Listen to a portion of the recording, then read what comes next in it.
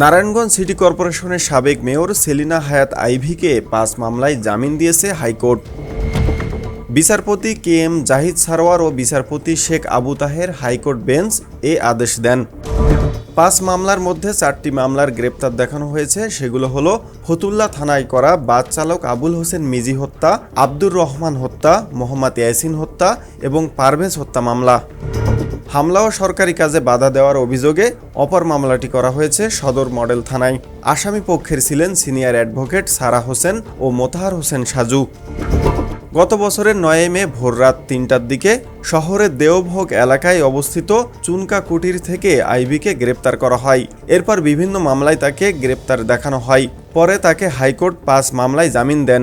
এরপর আপিল বিভাগে তা স্থগিত হয়ে যায়। পরে ১৮ই নভেম্বর তাকে আরও ৫ মামলায় গ্রেপ্তার দেখানো হয়। ইউএফটি ফার্স্টের সাথে ট্রেড করুন যে কোনো জায়গা থেকে। ক্যাম্পাসে ক্লাসের ফাঁকে, ঢাকার জ্যামে বসে কিংবা ঘরে বসে ট্রেডিং এখন হাতের মুঠোয়। তাই ট্রেড করুন যখন খুশি, যেখানে খুশি।